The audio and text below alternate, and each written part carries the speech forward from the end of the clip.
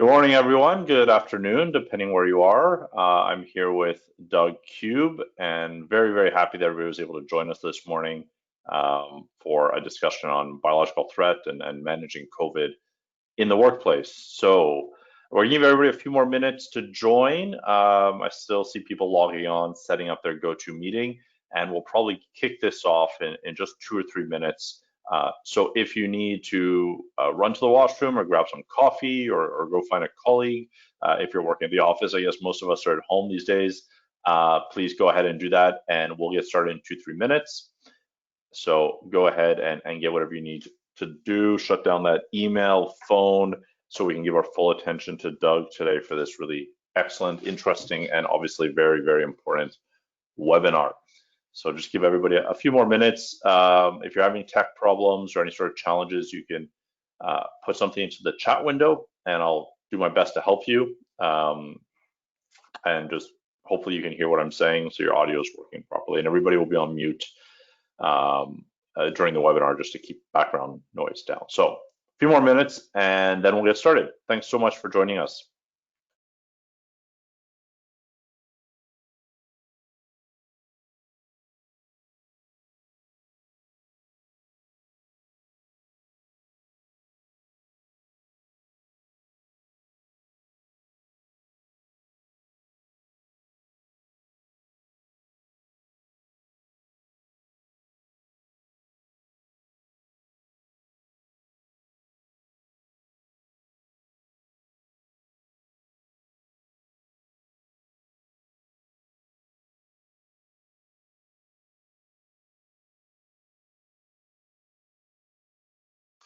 All right, great. So while we're waiting for more folks to log in, I want to just take care of some administrative information.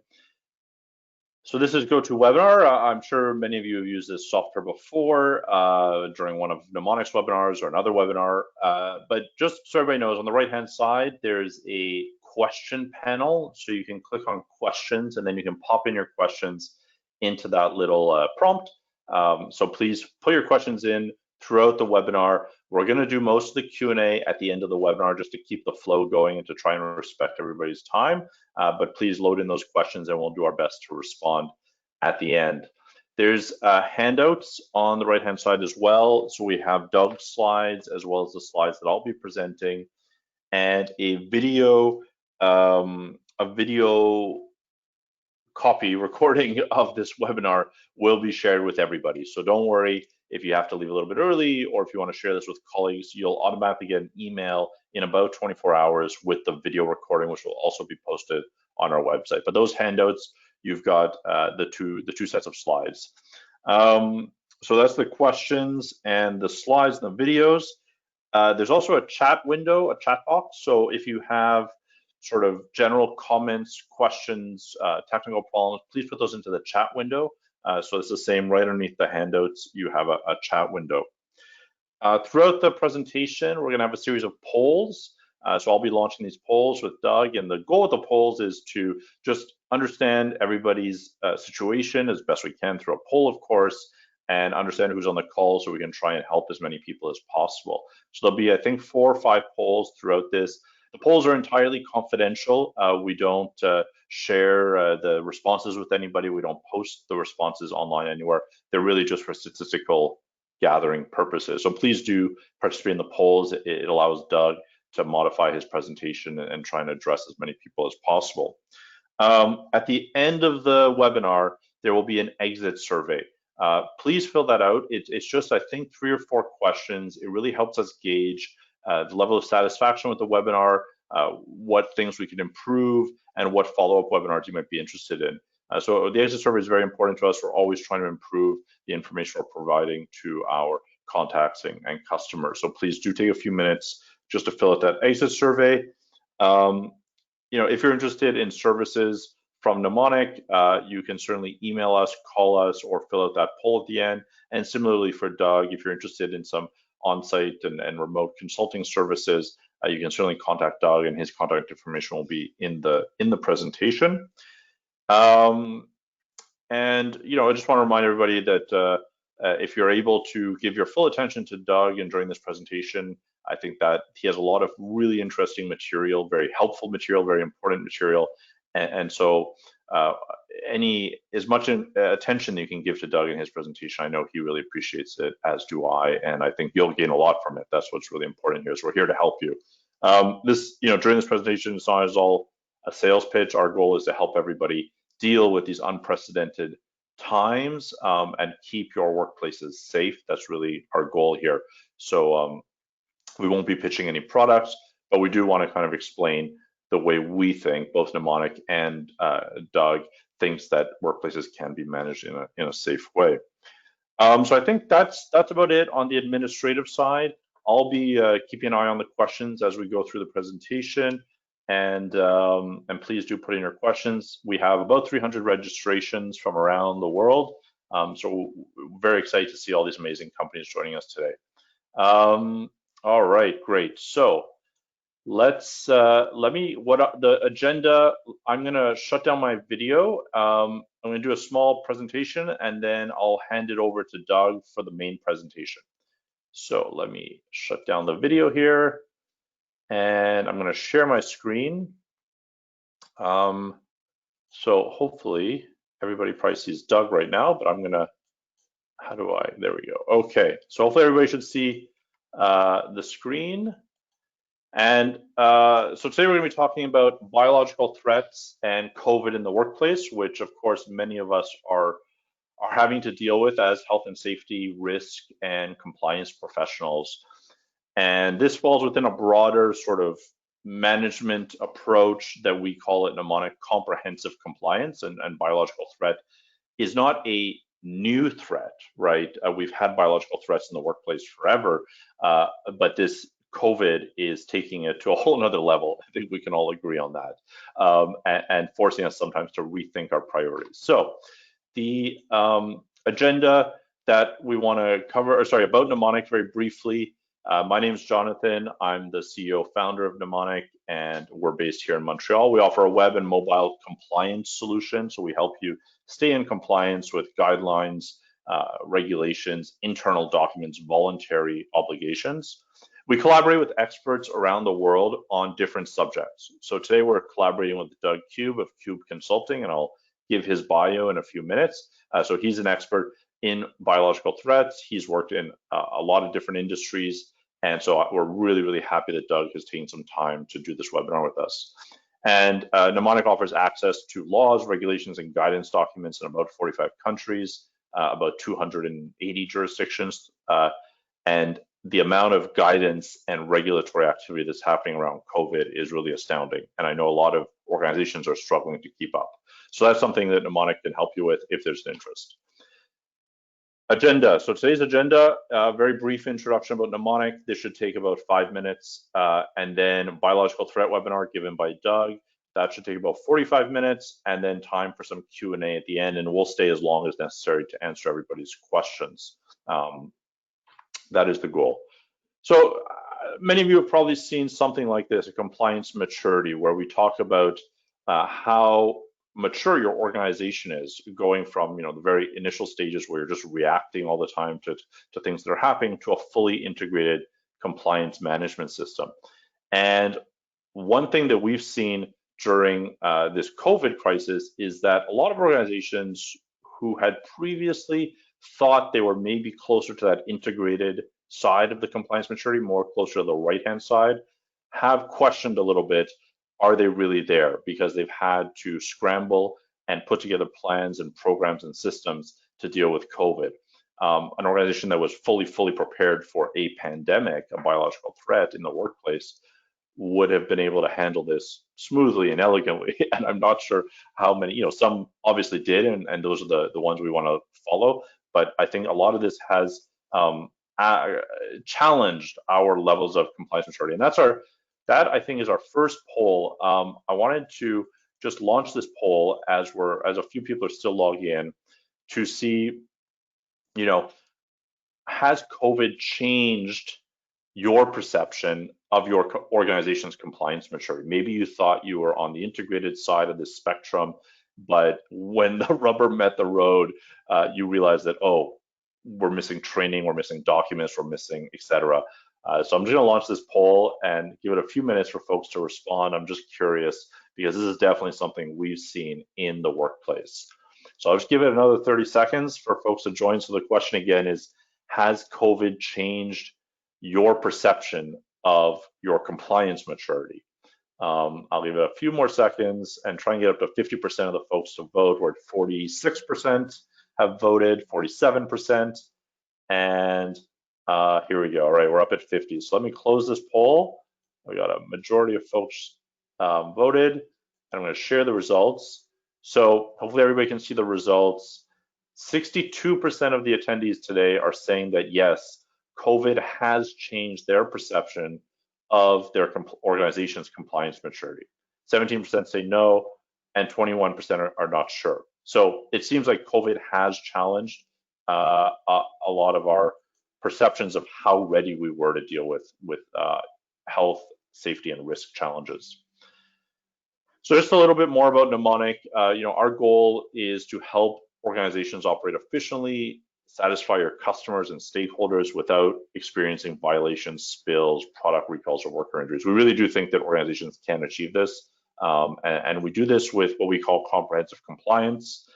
We're not going to talk too much about it, but at a high level, comprehensive compliance is a program that captures all your obligations across your variety of issues, so environment, safety, risk, occupational hygiene, etc., across the different sources. So obligations are coming from regulatory agencies, standards bodies, corporate, customers, stakeholders, voluntary standards out there. And we want to help you have a timely management of your actions you got to take to stay in compliance, and the audits to go and ensure that you are in compliance. That's really our goal.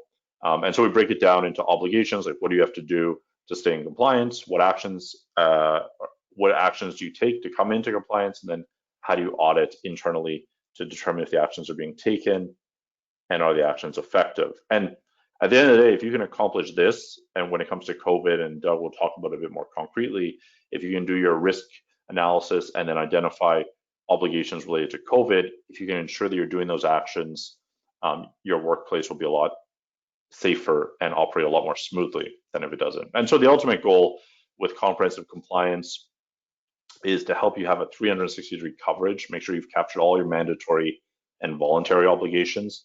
And as I mentioned earlier, COVID is generating a tremendous amount of new requirements that are very changing all the time, so very difficult to manage. And to help you achieve comprehensive assurance, meaning that you're ready for an audit. If Mnemonic has done its job properly with a customer, you won't have any findings during an audit, right? The audit should be a formality. The audit should not be the driver of your compliance or EHS programs, which in a lot of organizations it still is, unfortunately. And then, the outcome that we're trying to achieve with our customers is to increase trust. So that's trust between the organization, its staff, stakeholders, community, shareholders, etc. Reduce risk, and Doug will be talking a lot today about risk. And at the end of the day, have fewer incidents that disrupt your business.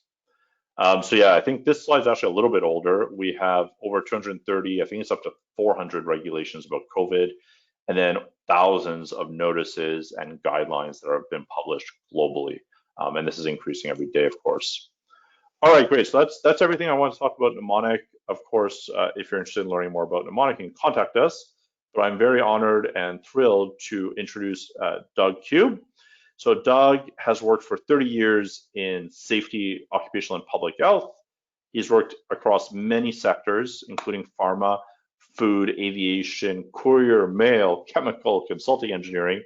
And so Doug has been around the block. He's seen a lot of different operations, a lot of different industries.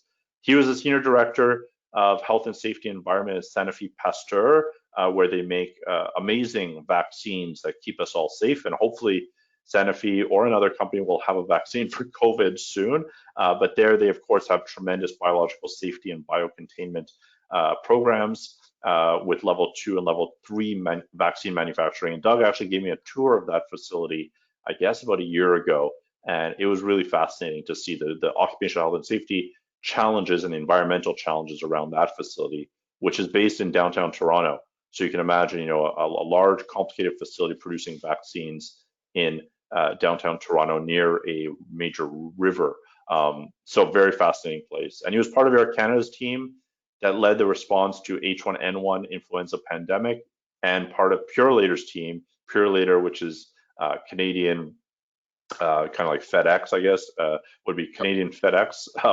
And he led, or was part of their team responsible to SARS back in 2003. And Canada was affected quite a bit by SARS back then, so it was a big challenge that he had to take.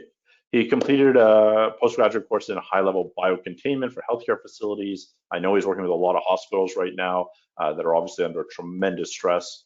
And he's studied in epidemics, dynamics of infectious diseases at Penn State, emerging infectious diseases at Johns Hopkins, Bloomberg School of Public Health, and epidemiology at the University of Ottawa. So I think Doug has a very impressive resume, very pertinent to what we're going to talk about today. So Doug, let me hand it over to you now. I'm going to make you the presenter, and you should be able to share your screen once I do that. Just give me 1 second. All right, Doug. So it's all you now. Go ahead. Great, thanks, Jonathan. Thank you, everyone, for attending. We have a pretty good group, and one of the things I'd like to try to share with you today is some of my experience, and particularly in the biological area. As Jonathan mentioned, my experience at Sanofi Pasteur. I've learned a lot about biosafety in the past few years, and there's a lot of great lessons learned from that field that can apply to everybody. So what we're going to talk about today is a couple of different approaches here. Let me just fix this. One of the things I want to do today is try to cover a couple of key sort of learning points or knowledge that are going to help organizations to respond to this epidemic or pandemic. First of all, we want to help you to be able to recognize what the threats are to your workplace and to your workers. This is clearly a threat to workers. And specifically, or talk about how you can start to think about returning to work, or if you're still working, continue to work in a sustainable way.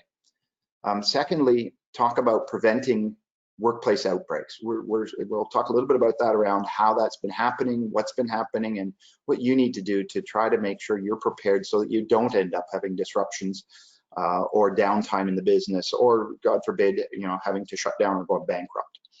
Thirdly, we'll talk about the benefits of a risk management approach. And Jonathan talked earlier about how many different guidance documents there are out there right now. And I've talked to a lot of companies. I'm working with companies that are struggling with the weight of different guidance documents and guidelines and regulations that are being put out by different countries, different states, different provinces, different cities, and everybody seems to be putting out guidelines, and some of them are inconsistent. So one of the approaches that we recommend, and that I recommend, is to take a risk management approach to this, and with the fact that we don't have strong knowledge on some of these issues right now, risk management can really help you out. Fourthly, I'll talk about biological safety, and specifically around how we do a biological risk assessment, and I'll share that with you and walk you through one to demonstrate how we use biological risk assessment in the vaccines business, or in the biotech and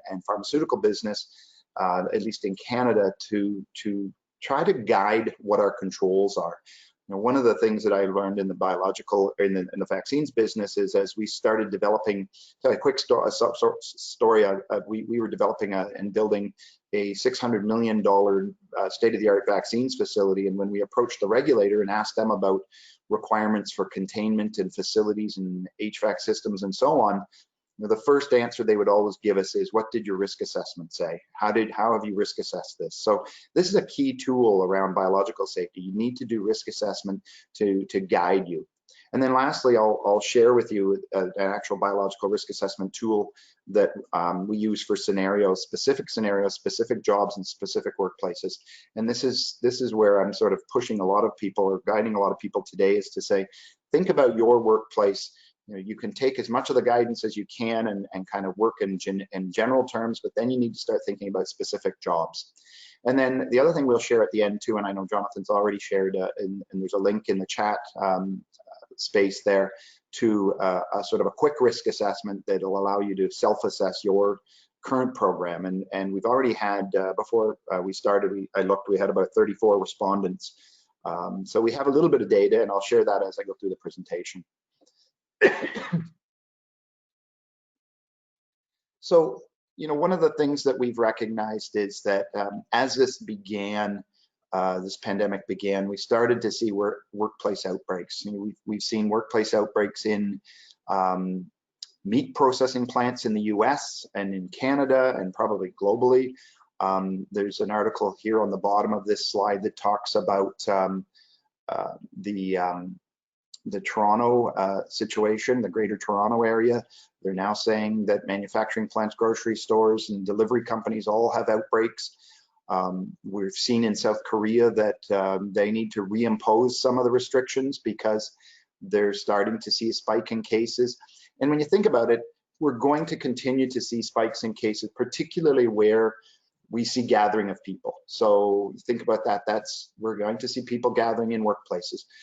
We've also seen in the last week, we've seen a lot of people gathering in these marches around the world for Black Lives Matter. And that's concerning from a public health perspective. So you need to start to think about one of the basic fundamental public health and epidemiology theories is that these types of virus spread more quickly when we have people gathering, and that's going to happen in the workplace. So you need to be prepared for that in your workplace. We're going to start, we've done one poll. We're going to do another poll here. Jonathan is going to take over. We're going to do a little poll, talk about confidence and your confidence in current management of the pandemic at this point. Jonathan? Yep.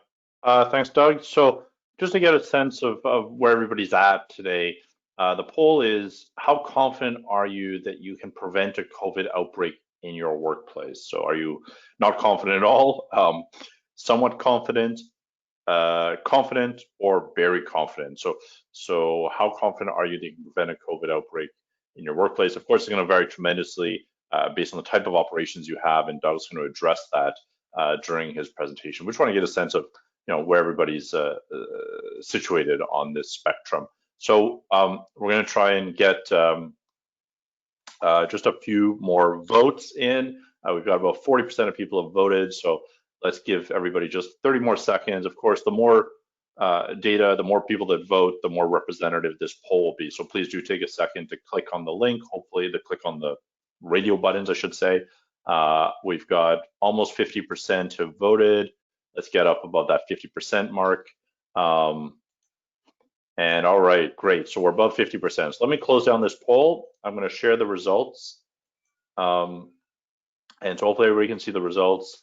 9% are saying they're not confident that they can prevent a COVID outbreak in their workplace. 44% are somewhat confident.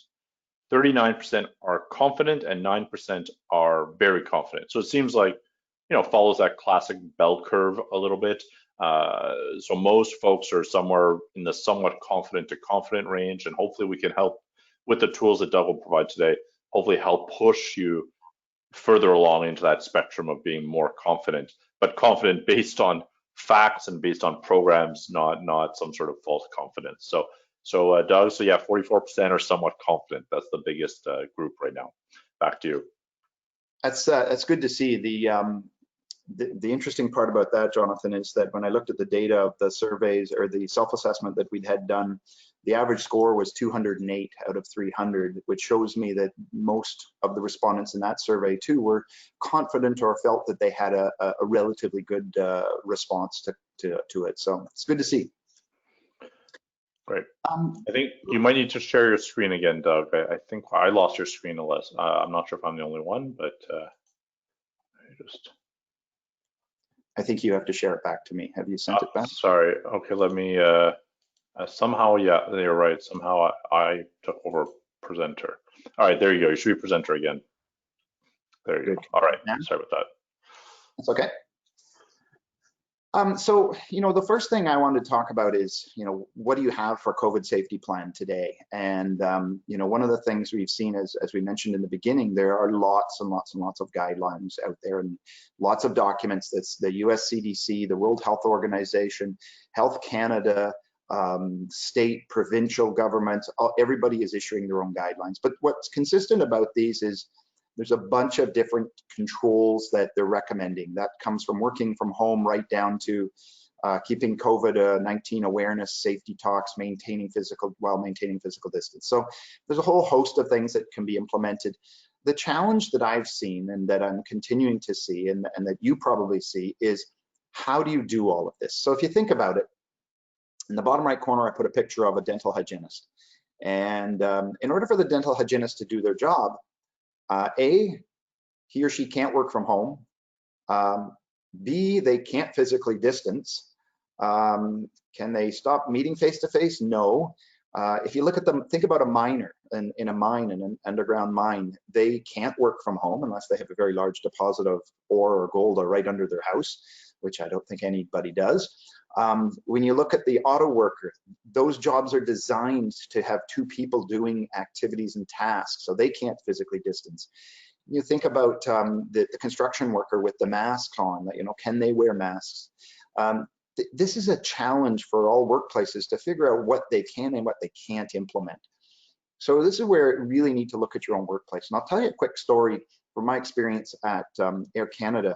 When we experienced the H1N1 flu pandemic in 2010, one of the first things that we were asked to do by the unions, the flight attendants unions, were to put all the flight attendants on the aircraft in N95 respirators. So they were very adamant that all flight attendants should be wearing gloves and an N95 respirator. The problem with that is, for any of you who have ever worn any type of respirator, it's hard to wear a respirator for a long period of time. And when we tried to explain it to the union to say, if you're on an overnight flight from London to Toronto or New York, you've got 6-7 hour flight, you're going to be wearing a respirator 6 to 7 hours plus gloves. It's not going to work. It's just not going to happen. People are going to take them off. And we're seeing that today with masks. People are all of a sudden dropping the masks. It's hard to breathe in masks. So we really need you to start, I really encourage people to start thinking about, it's great that we have these general precautions and controls that governments and agencies think we can implement, but now you need to start thinking about how that's going to work in your environment. The FedEx guy, he can't work from home. He needs to be able to deliver. Does he need a mask or does he need a respirator? These are the kind of decisions you need to make, and it should really be done based on risk. So, what's the cost of getting this wrong? If we look at the numbers, and these numbers aren't even up to date, but the deaths globally, I'm sure we're north of 400,000 right now. If you look at the pain and suffering that's occurred over this in the past several months, in Canada alone, we've had over 1,700 people put in ICU, about 400 people on ventilators. That's really difficult. That's pain and suffering. When you look at business interruption globally, most businesses have been closed, or a lot of businesses have been closed. We have one stat that shows that 40% of Canadian retailers closed their doors. We know that we're going to see more. We've seen and we'll continue to see more scrutiny from the regulators. This is becoming a very big compliance risk for organizations. We also know that some businesses are just going to go bankrupt, and we've already seen that. At least in the last week or so, we've seen reports of very large companies, like in the United States, JCPenney has now filed for bankruptcy.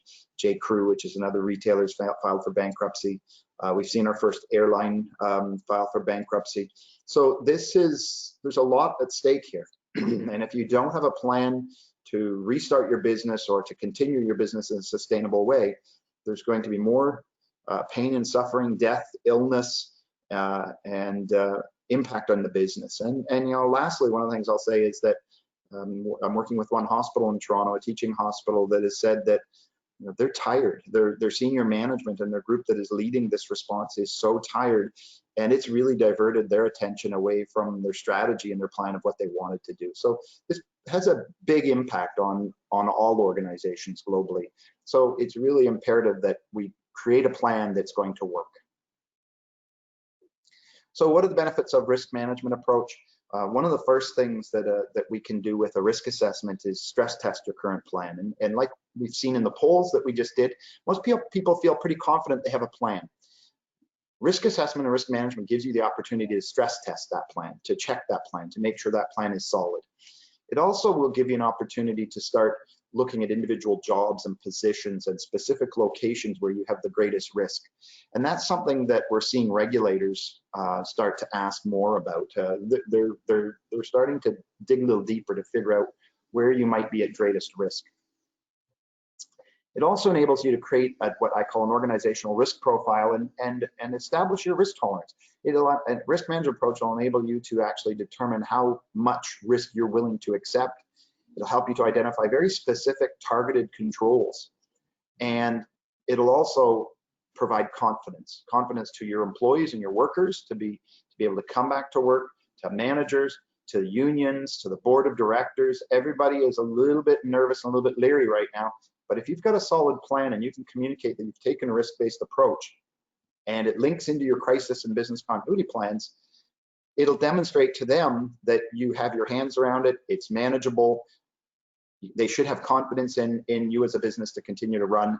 And lastly, and probably one of the most important things, is that you're going to ensure compliance and due diligence. And as I said, we're starting to see regulators question, whether organizations have the right plans and whether they've targeted the right controls and put them in place.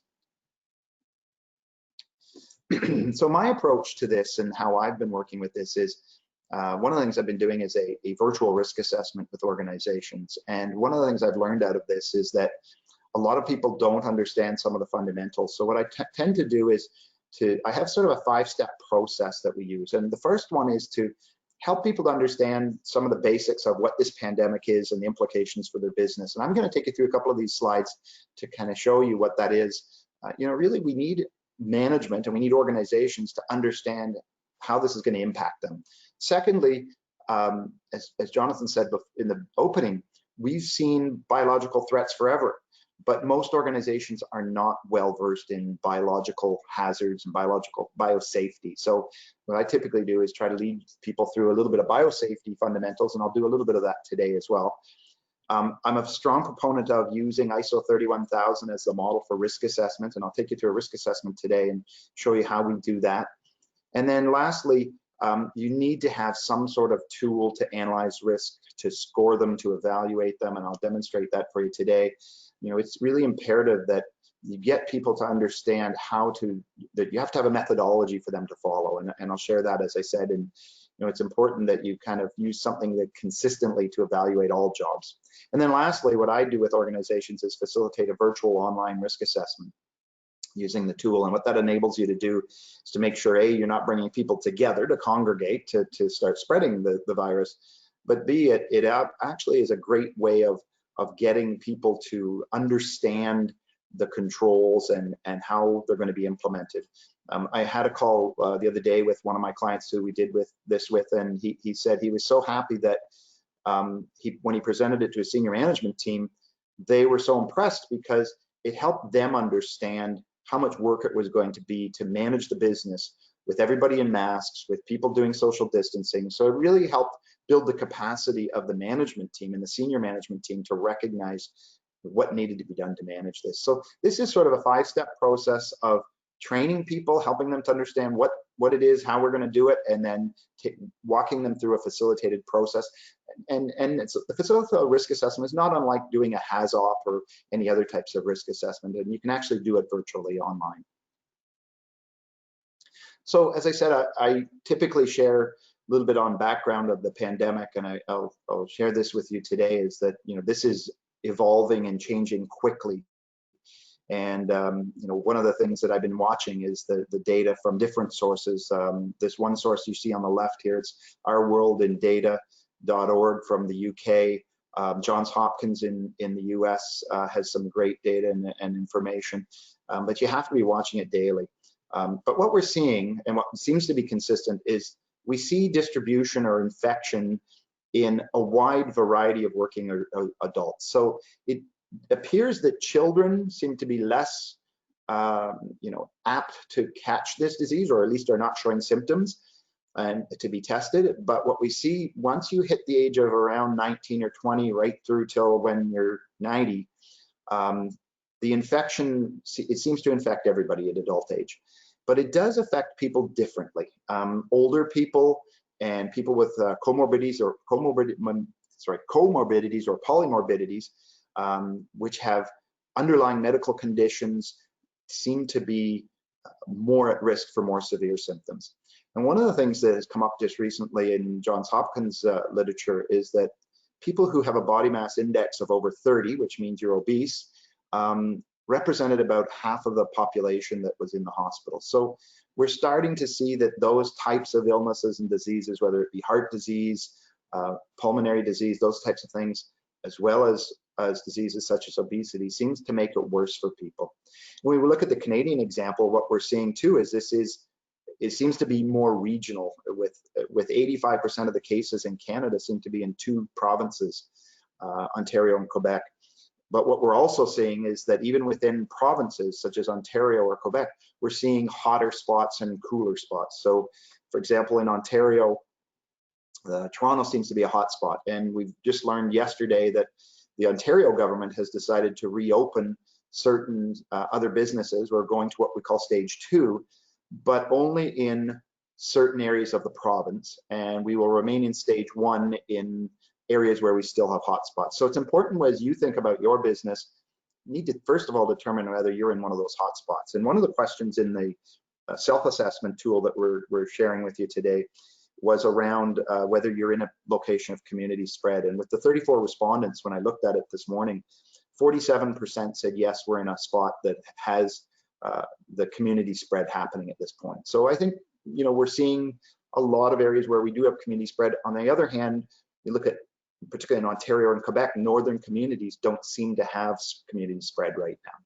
So it's something you really need to think about.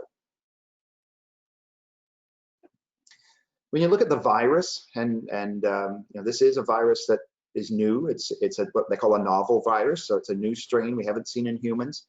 But it is what they call an enveloped virus, and I'm going to come back to that later when we talk about decontamination, because it's very important you understand the type of biological agent, and this is where risk assessment is very important. You first need to understand the type of agent. It's very different than Ebola, or it's very different than tuberculosis or other types of biological agents. It's a virus, which is different than bacteria. So it's important to recognize that when you look at how you're going to control this, and particularly when you're talking about disinfection. We know that the incubation period appears to be around, my previous slides I had 4 to 6 days, but I just checked the data this morning and they've changed that now. It's 5 to 6 days. We have been saying the infectious period starts 1 to 3 days before symptoms appear. But as many of you may have seen, the World Health Organization came out yesterday and now is questioning that and saying that it may not. They think that research may be flawed. So this really just demonstrates that we're still not sure on a lot of these things. We seem to know that, the testing seems to show that most people are most infectious. We have the highest viral load in our body in the beginning of stages of the disease. So it's probably around 1 to 3 days before, up to 1 to 3 days after symptoms arrive. About 4 days in is when we see the highest levels of viral load in the body. And that's important from a biosafety perspective, because viral load is an indicator of whether you're going to get the disease or not. Those with higher viral load are more apt to get disease. And then lastly, when you look at health effects, as I mentioned earlier, people with underlying medical conditions are at high risk. People over the age of 60, 65 now, they're saying in the latest literature, are most at risk. And again, what I said earlier is that the WHO is kind of questioning this, but some studies suggest that you may be infecting people without even having symptoms. So you may have people walking through your workplace today that are asymptomatic, meaning they have no symptoms, but they may be spreading the disease, maybe. WHO is starting to question that now. One of the key fundamentals around biosafety that you need to think about is how it's transmitted. You know, when we look at this particular virus, we know that it's transmitted through droplets, which is somebody coughing or sneezing a respiratory droplet and somebody else inhaling that or putting it on their hands and putting it in their nose. And we also know that it's can be picked up by touching a surface that is contaminated. There is some suggestions, some research that suggests it may be spreading through air in aerosols, but the latest research I read this morning indicates that that may be possible in hospitals where you have higher viral load, but they're still questioning that, and they're really, I think the majority of people believe it's probably not spread by aerosols. There was one study from Korea that indicated that it's spread through the air in aerosols, and that an HVAC system helped to spread the virus. But it's typically what we're seeing is that happens in a large room, but you know, when it gets sucked into a ventilation system, an HVAC system, it's probably not going to be transferred out of the system. So it's important that you understand the routes of transmission, because the controls you put in place depend on how it's being transmitted.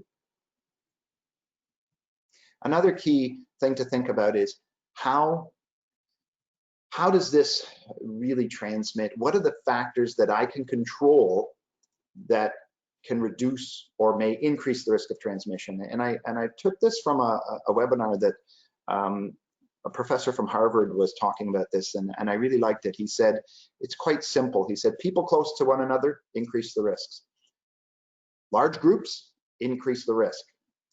The duration of interaction can increase the risk, meaning the longer you're in a room with somebody who has the virus, the more likely you are to be infected. Fourthly, the type of activity can increase the risk. People who are shouting and screaming at a sporting event are more likely to expel the virus that's being shed from their body, and more likely for someone else to catch it. And then lastly, the physical environment. This is questioning whether you have walls in between people, whether you have plastic shields in between people, like we're seeing in a lot of grocery stores and that type of thing. So think about this as these are key factors you need to look at in every job and everywhere you have an individual working. Are people together? How long are they together? What are they doing? Are they doing construction work where they're sweating and spitting and breathing heavily, or are they just sitting quietly at a desk? And then lastly, as most people know, where are they physically? Do you have barriers? Do you have ways of containing that? These are really important sort of biosafety fundamentals that you need to think about as you're going to put your controls in place. All right, time for a poll. We're really looking on this poll. I'm going to hand it back to Jonathan, and we're going to look at whether your opinions have changed based on some of this information. Great, thanks, Doug. So yeah, the question is, has the information that we just presented changed your opinion of the risk in your workplace? So of course, we're all the 130 or so people on the call today are all working in different work environments, but has the information that Doug has presented changed your opinion of the risk in your workplace? So no, hasn't changed it. Increases your perception of risk or decreases your perception of risk, maybe.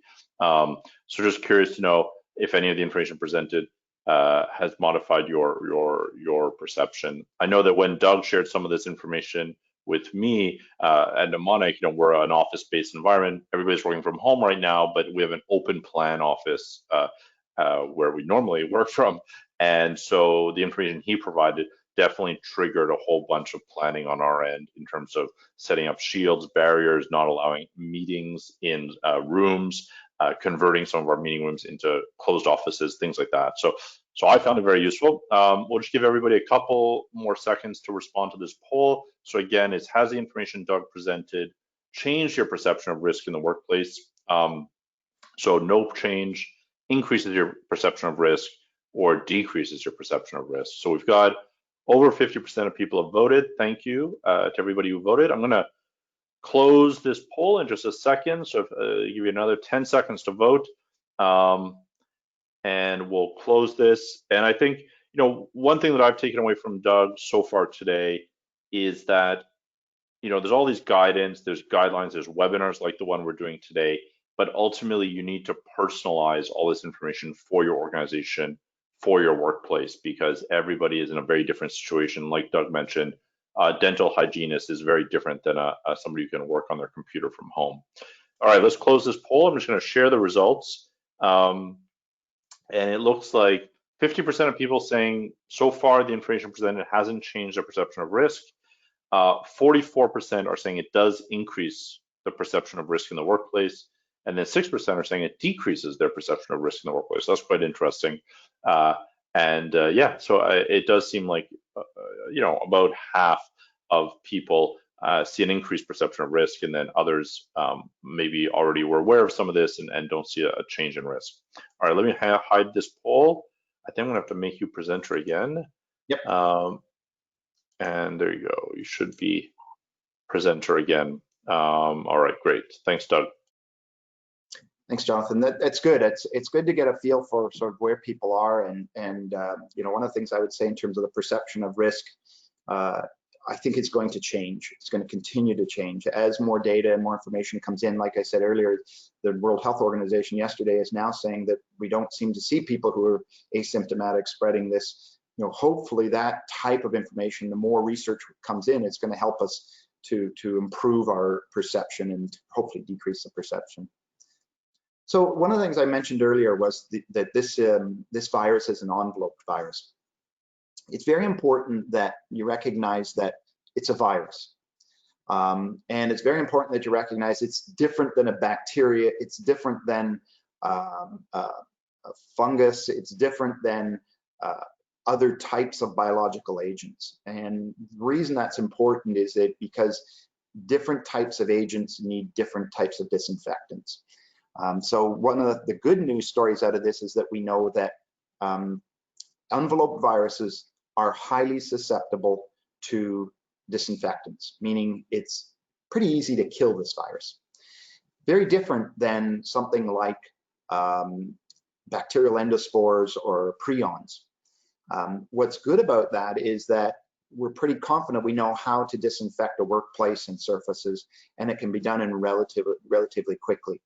But what you have to understand with disinfectants is that there are some critical parameters. First of all, you have to have the right disinfectant. So you can see my list here is sodium hypochlorite, which is bleach, alcohol, hydrogen peroxide, benzalkonium chloride, which may be less effective. But these are all identified by agencies as being effective against the agent.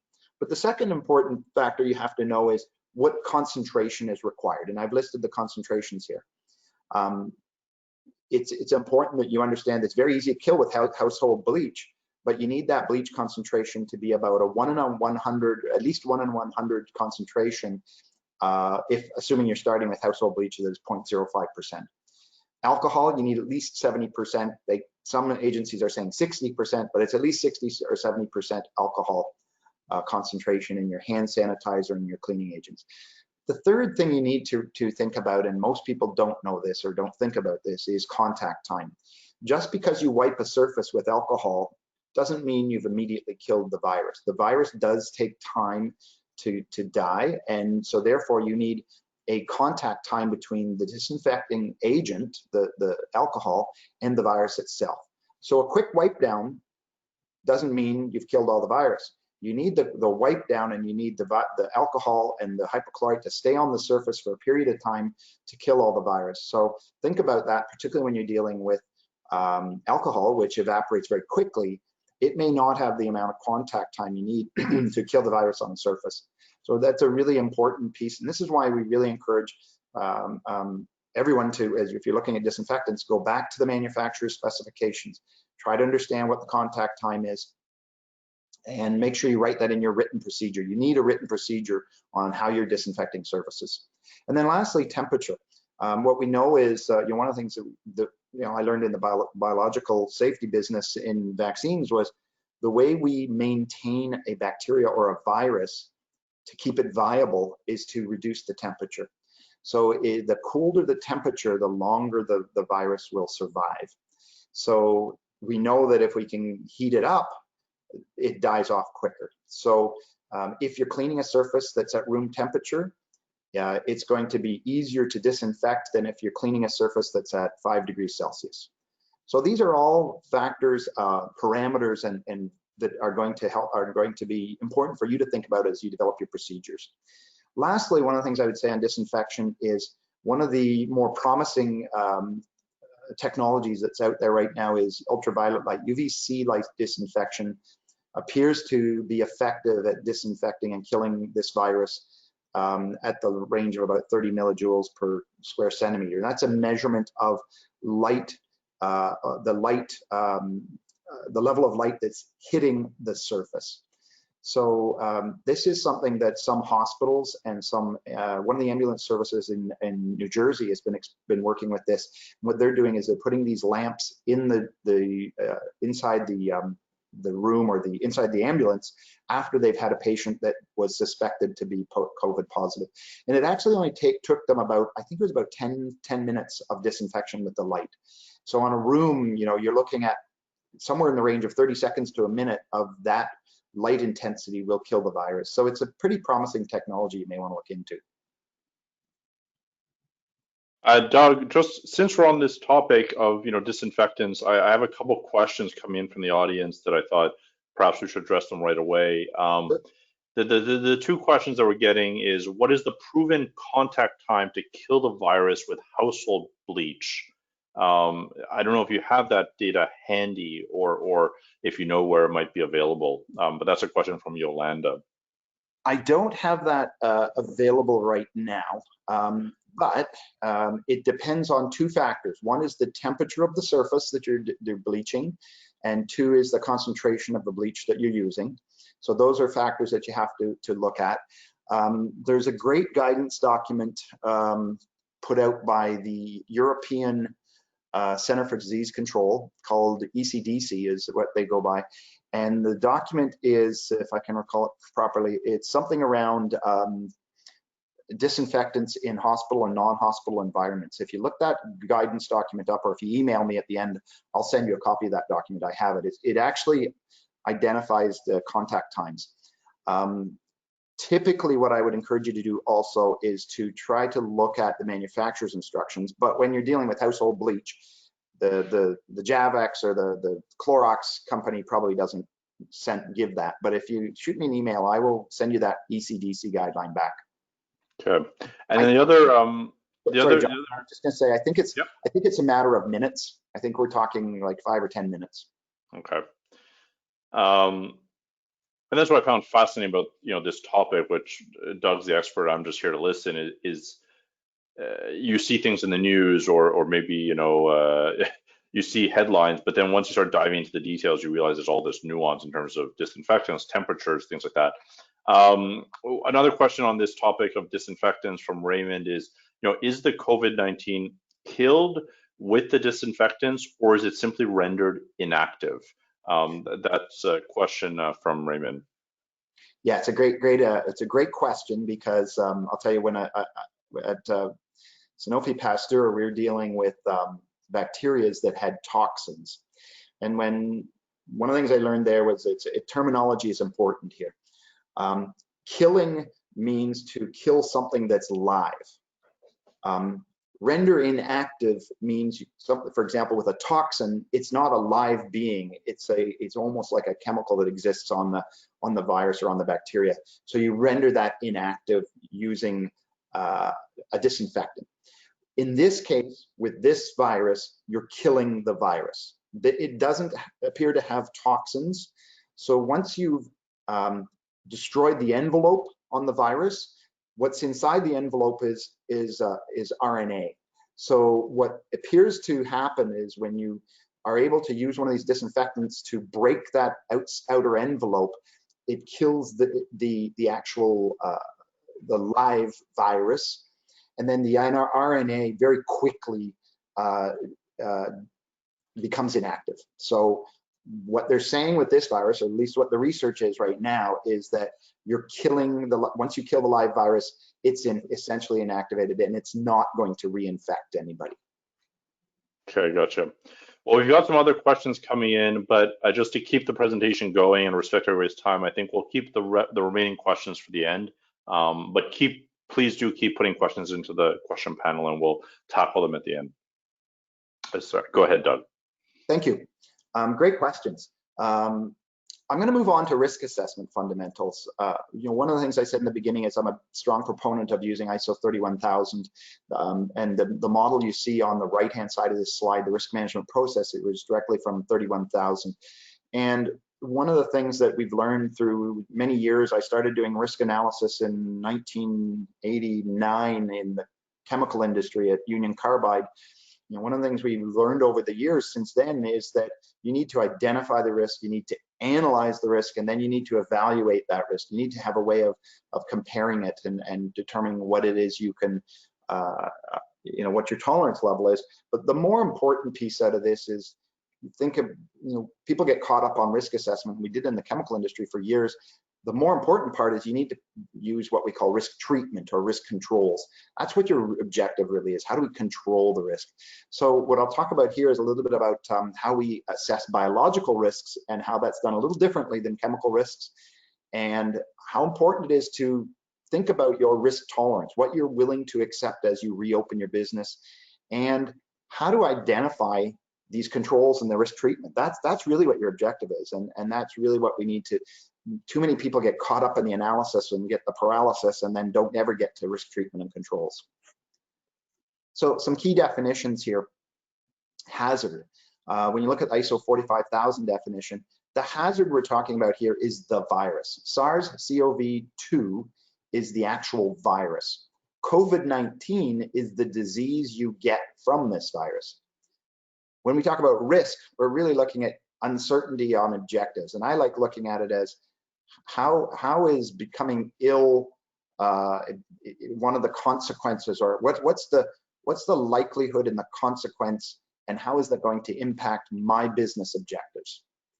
And risk management is the activities to direct and control the organization with regards to risk. It means we need a process for identifying, analyzing, eliminating, or mitigating, or bringing that level of risk down to an acceptable level. So the risk management is really a process. And why is this so important? Well, we talked in the beginning, and Jonathan talked in the beginning a little bit about, all the guidelines that are out there. We're starting to see regulatory agencies identify requirements, but at a fundamental level, what we're trying to do with risk assessment is, first of all, and most importantly, is protect our employees, protect people from this virus. Secondly, we want to protect our business.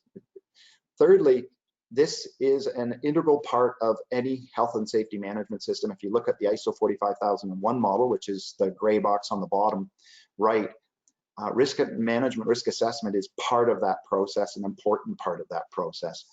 And one of the things that I've learned over the years is that this is really an effective way of helping you develop a plan, and it also helps you develop the right business continuity and emergency response plan. It's going to enable you to reopen, restart in a sustainable way. And as you can see, I've put some quotes in here. The agencies, British Columbia, WorkSafe British Columbia, which is the health and safety regulator in British Columbia, Canada, says that you need to actually have a plan posted in the workplace, and it must include assessment of risks at your workplace.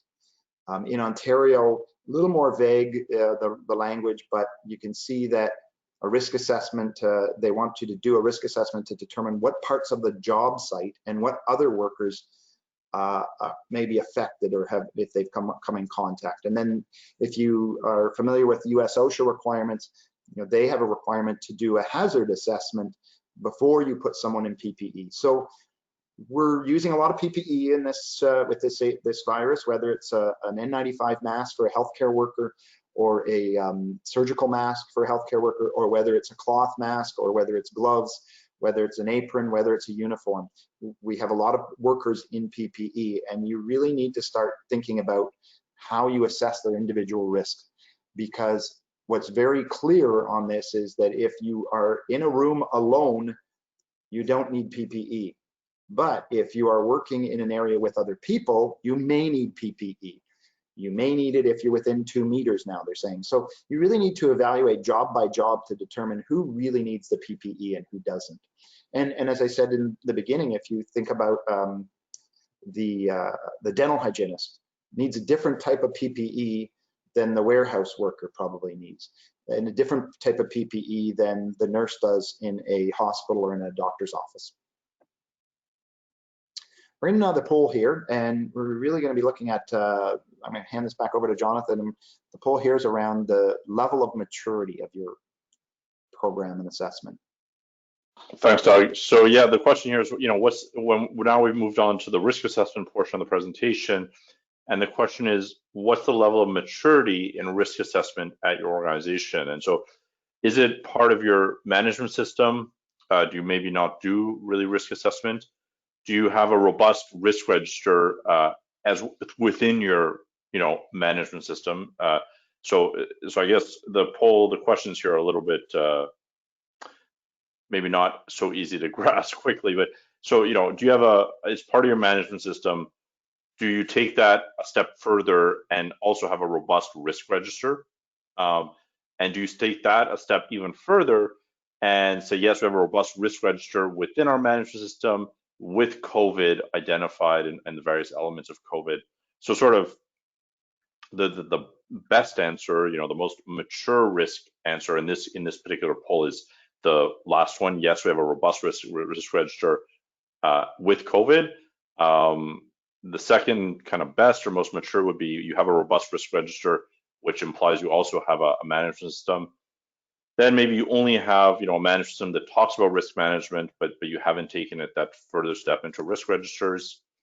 And then we don't do any risk assessment would be sort of the least mature approach at this point. So hopefully that's a little bit clearer. I'm just going to give a couple more seconds for people to answer. We're almost at 50% of attendees having answered. And then I'll close the poll and share the results. All right, we're up above 50% now. Thank you to everybody who voted. So let me share this result. So it seems like the majority of people have risk assessments within their management system, but they haven't necessarily developed that further into robust risk registers with the risks outlined and the controls and what have you. 12% do have a risk register, 24% have a robust risk register, and they've already gone through the COVID-related risks and added that to their risk register. And then 10% don't do risk assessments. So there you go, Doug. That's your poll, and I'll hide the poll now. I'm going to make you the presenter again. But it looks like most people have a basic risk assessment as part of their management system, but they haven't sort of pushed it all the way to where it needs to be yet. There you go. So you should be presenter again, Doug. Good. So that's good to know that a lot of people have risk assessments, and most of you probably recognize and understand this, that, we need a risk assessment to start to understand what the hazards are, what the risks are. And really the value of risk assessment is a couple of things. One is it takes you through a process to understand your overall management plan, but also more importantly, you need to evaluate whether your mitigation measures are adequate. This is a really critical point with this type of risk because it's very different. And so what a risk assessment can enable you to do is help you to verify it's adequate, but also train people and help them to understand. One of the things I will say is, what I've learned over the years from doing HAZOPs and all kinds of other risk assessments, you need a team approach. And I've been doing this with a couple of different organizations, and what I found is when we do it with the health and safety team, we get one type of assessment, and when we do it with a broader team to include managers and supervisors and shop floor workers, we get a very different assessment. So it's very important that when you do your risk assessment for COVID-19, that you bring a broader team together. You need to start looking at individual situations and ultimately recognize that you may end up with a result that you need a decision made and you can't make that decision. So you may need to go to the top of the house or go to the C-suite and say, we think this is a totally unacceptable risk and we think you need to shut the business down. So you need a team approach, and there are a lot of players that are going to be involved in this. This is your typical risk assessment process. You start with some sort of health and safety concern that is perceived. You identify the consequences. You look at probability, severity. You score it or you put it into a risk index and determine if it's tolerable. Then you go through some sort of decision-making process around, is it acceptable? Can it be eliminated, mitigated? And at the end of the day, are we willing to accept this risk? And you'll see the green box on the left bottom says, take action and continue to operate, Or on the right side, you know what, we're not willing to accept the residual risk after we put controls in, and we're going to cancel or stop the operation. Rarely do you ever see an organization say we're going to cancel or stop the organization, because the benefit of risk assessment is that you're able to take that undesirable risk that's red at the top of the triangle here, and through controls drive it down to as low as reasonably practicable. And really what the benefit of a risk assessment is once you identify something up here in the top, you're able to figure out how to put controls in place and risk treatment to drive it down to being either improvable or acceptable.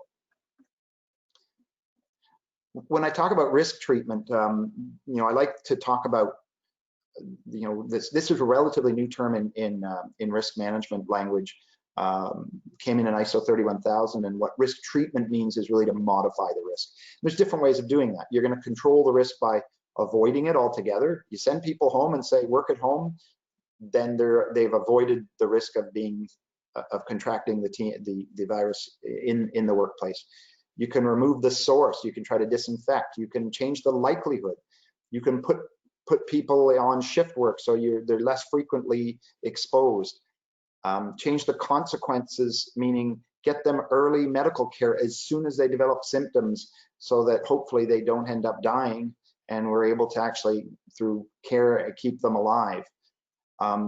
There's really no insurance that you can buy that I know of right now. There might be, but you know, typically what we call sharing the risk or risk transfer is considered insurance. But lastly, you end up retaining some level of residual risk. And that's what we mean by risk treatment. You're going to get to a point where you're going to do what you can, but then you're going to say, I'm going to accept the remainder of the risk. And when we look at risk controls, the risk assessment, biological risk assessment methodology we use looks at 3 different categories of controls. One is technical controls, and that would be engineering controls or PPE, the kind of things, technical aspects we can put in place. The second one is organizational or administrative, and this is the physical distancing. This is where we see most of the controls, screening, hygiene practices, those types of things. And then lastly, we talk about behavioral or human.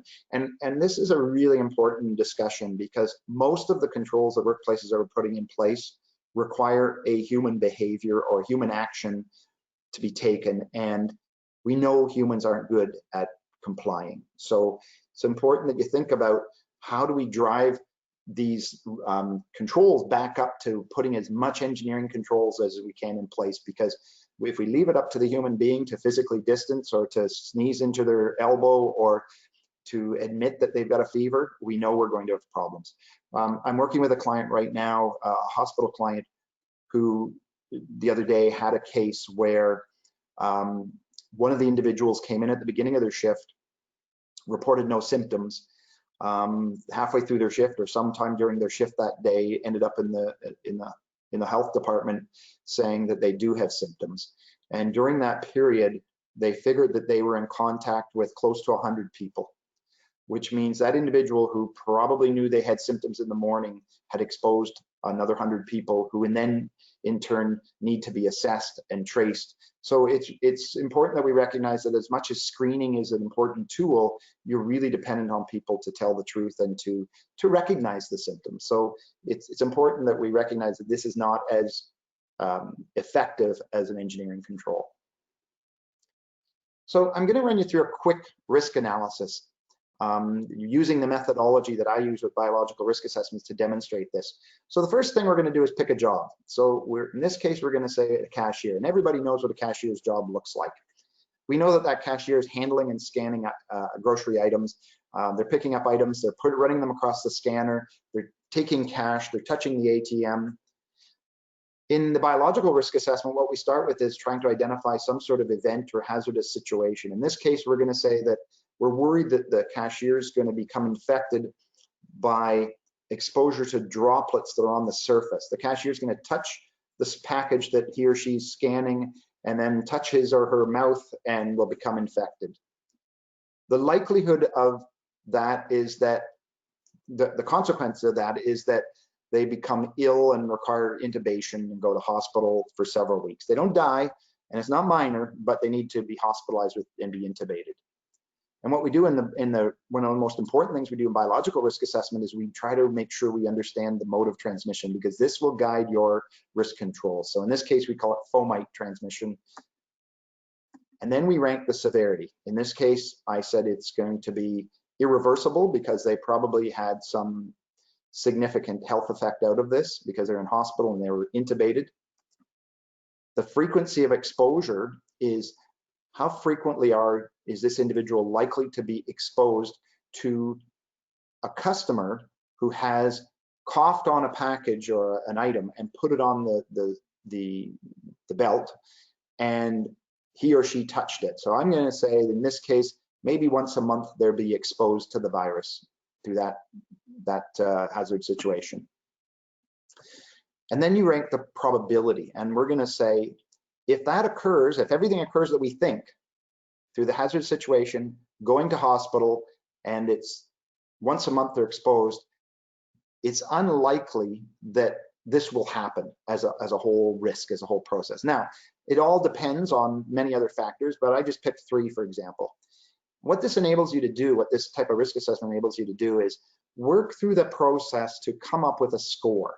And that score is then, is then compared to other scores and enables you to prioritize your risks. And obviously you want to focus on the higher priority risks. But it gives you a tool to evaluate and compare. And what this looks like in a spreadsheet is this. The spreadsheet that I use is designed to take you from left to right through this process. And what's more important out of this is that in this type of methodology that I'm using, I actually have drop-down menus for the technical, organizational, and human behavior controls, so that we start to identify what we've implemented already and what controls exist, so that you can score it based on the risk of them being exposed and becoming ill with the controls that you've already put in place, such as hand sanitizer, or making sure that they self-identify that they have symptoms. What we've learned out of this is that you will come up with an improvable score. The value is really to circle back on those controls to say which of those controls really truly will be effective, particularly at preventing the fomite transmission. So putting somebody in a respirator is not going to reduce may reduce the likelihood of fomite transmission, but a respirator is really there to prevent you from inhaling droplets. So that's a different mode of transmission. So this risk assessment tool is really designed to help you, walk you through the process, assess the risk, not unlike a HAZOP or a failure modes and effects analysis, and to come up with a very detailed plan of how you're going to control the risk. The way I do this is typically I send a questionnaire to the client to get started, and the questionnaire is very similar to the risk assessment, self-assessment we're sharing with you. We do an environmental scan, and one of the most important things you need to think about as you do this is, do you have spread in your own area, in your own locale? You want to interview people to understand what's been done. We want to train people to prepare them for this risk assessment. And then we do a virtual risk assessment online where we actually, through the training, start to identify different jobs that we're concerned with, and then walk them through that spreadsheet virtually online. And we've had great feedback on this, that the training and the virtual risk assessment has really helped build the capacity of people to understand when we think these protective actions will work and when they won't work. And the output of this is really this. The table at the top shows you, we've assessed this as improvable. We've created some comments in there, but the action plan on the right is what we really is the real value out of this. And in this case, for the cashier, we've said we're going to document our safety plan to comply with the regulations. We're going to develop an SOP on PPE, so we require them to wear gloves when touching grocery items. We develop a cleaning and disinfection procedure. We do managerial safety visits to make sure that people are doing it properly. We implement a procedure for hand washing. We implement a human performance tool called procedure and use and adherence, which is a very important, as I said earlier, depending on the human being to comply, you need human performance kind of approaches to make sure that you're doing observations so they are doing this. So what you end up with is the recommendations. You also end up with an evaluation of a green, yellow, red. Do we stop the activity or do we do nothing? It helps you identify the controls that can prevent exposure as well as reduce the severity. And this is really important right now. What we're seeing is we also need to make sure that we're prepared to investigate cases that occur in the workplace, and we do the contact tracing, because public health is not going to do that for you. You're going to need to do it yourself. The risk assessment will help you prepare for that and identify the types of jobs where you're going to need to be prepared to assume you're going to have a case, and you're going to need to know who else is in that area and who you're going to need to contact. And ultimately, it guides you in your safety plan. And as I said, at the end of the day, and Jonathan and I've talked a lot about this, is the guide. There's lots of guidance out there, but there's not a lot of clarity on exactly what needs to be done for regulatory compliance. So this enables you to take a due diligence approach to make sure you're compliant, and you can demonstrate to the regulator, if there is a case in the workplace, that you've done everything you could to prevent it. All right, we're going to switch to a poll question on your readiness. Great, thanks, Doug. Yeah, I think the due diligence comment you just made is critical. It's that you can't just tell the regulators like, hey, we're doing our best. You got to show them that you really tried, and you did this in an organized, structured approach based on recommendations like the ones that Doug are giving. So the poll here is, with the information that's been provided by Doug today, as well as the previous work that I'm sure many of you have already been engaged in, how confident are you that you can reopen your workplace safely or get back to business safely, depending on the nature of your operation? So are you really not prepared? You're not confident at all. You have some level of confidence, but maybe you're not, as confident as you'd like to be. You're confident. You're pretty confident that you can do this, and you're very confident that you can pull it off. You can open up the workplace, get back to business, and do that safely with very low risk of a COVID outbreak in your workplace. So let a few more people vote. We got about 52% of people have voted so far. Just give a few more seconds and we'll close it. And kind of the purpose of this poll is to just get a sense of like how things have changed as this webinar has gone through. Are people less or more confident after having seen the information that Doug has provided? All right, I'm going to close this poll and share the results. So hopefully everybody can see that on their screen. And 0% are saying they're not prepared at all, which is good news. It means that everybody on the call has done some work and some thinking about how to reopen safely. 34% have some level of confidence. 43% are confident they can reopen safely, and 23% are very confident. So hopefully the spreadsheet and the tools that Doug has provided can help move everybody closer to the very confident mark. I don't think we've mentioned this yet, but in the chat window, we put a link in to a self-assessment tool that Doug has provided us free of charge, which is sort of, let's think of it as a much simpler version of the spreadsheet he was just showing us. It takes about 10 minutes to fill out. We did send it out by email, I think yesterday or 2 days ago, but I found that tool quite helpful. As Doug mentioned at the beginning of the call, the results he's seen is that people are at about 200 out of 300 points on that tool, 300 points being you're very, very, very prepared. So if you want to take that poll or questionnaire, if you haven't done that yet, the link is in the chat window. So I'm going to hide this poll. I'm going to throw it back to you, Doug, to wrap up, and then we'll get to the Q&A, of course. Thanks, Jonathan. That's a good poll. That's kind of consistent with what I'm seeing in the survey, where 68% of people had actually done risk assessment, which was impressive. And as you said, the score of 208 kind of indicates 2/3 of the way there. And I think what the poll shows is 2/3 of the people are confident or very confident. So that's good. If nothing else, today we validated that you seem to be ready to go. So just to tie this up, one of the things I wanted to do was encourage everybody to, as I said in the beginning, you need to start thinking about a couple of things. One is, how do we assess individual jobs? As we've indicated, there's lots of guidance material out there, and I think most people are confident you've taken the guidance material and put that in place. But secondly, I think it's very important that you look at individual jobs, individual work locations where you think more people are most at risk. Thirdly, use risk assessment and document it to make sure that you have some due diligence. As Jonathan said, you need to be prepared when the regulator comes. And then lastly, and one of the things we haven't talked a lot about is one of the values of risk assessment and risk management approach, but one of the more important things you need to do is think about capacity building in your organization. And one of the things that we've learned out of doing what I'm doing is that it's really helped the organization develop the knowledge and the skills and the tools they need to do to feel confident that they can restart the business. And for employees, feel confident they know their job now, because a lot of jobs will have changed. They know how to perform their job now. They know how to protect themselves, and they know how to protect others. And that's, at the end of the day, one of the most critical things as you restart is make sure your people are trained, they have the knowledge and the tools to be able to restart in a safe and a sustainable way, because the last thing you want to do is restart and then have to reclose your site. So thank you. I hopefully have covered a lot to give you some confidence. I'm happy to see the survey that most people are confident. And like Jonathan said, we'll take questions now.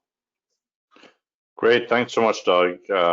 This is, I think, the second or third time that I've seen this presentation, and each time it makes me think about new things or new challenges that we have at Mnemonic to make sure our workers stay safe. And we have a fairly easy operation to manage because everybody can pretty much work from home. Great. Well, I want to take everybody's questions, or I want to at least facilitate that for Doug. So let me get started here, and we'll focus on the questions for people who are still on the call. So I'm gonna kind of go in chronological order, and I'll do my best to try and get through all the questions. So Doug, one question that came in from Stephen Gregory is, do you think that the era of open concept office spaces is going to end now? So those, everybody moved in that direction over the last 10 years, a lot of it for cost saving reasons and, quote unquote collaboration. But do you think that COVID will force us to rethink the way our offices are designed? I hope so. I hope so. I love that question because I've had many discussions with many people on this. And when I was at Sanofi Pasteur, we moved to they called it the agile environment, and this concept of hoteling. And I've had a lot of conversation with people over this. And actually, we had a psychiatrist who was teaching us in leadership from Switzerland back last year. And he was saying how psychologically, how these environments are terrible and that they're bad for productivity. But you know what, forgetting that, I think from a public health and an occupational health and safety perspective, I think you're going to at least see these things stopped for the time being. My belief is that I think the combination of the risk for spreading illness in the workplace, along with, as the research comes out on the impact of productivity, I think eventually that concept is going to reverse itself. But I think in most organizations, I've talked to some organizations that are doing this, a lot of them are saying that they're at least going to suspend any of these types of areas. And many of them are starting to put up plastic barriers to try to segregate people. So I think we're going to see a move back to cubicles. And well, I guess just to build on that a little bit, I mean, cubicles must reduce the risk based on what the information you've shared today, but they certainly, wouldn't reduce it as much as say a closed office where everybody has their own individual closed office. I mean, do you have any sense of, or in your risk analysis approach, risk assessment approach, how much safer or how less risky would closed offices be compared with cubicles? There's obviously a huge cost implication there for businesses because a closed office is just much more expensive. But do you have any sense of like cubicles versus closed offices? Yeah, absolutely. What we know is that closed offices are going to be much safer, much less likely to transmit the virus than cubicles. But if done properly, cubicles can reduce the risk.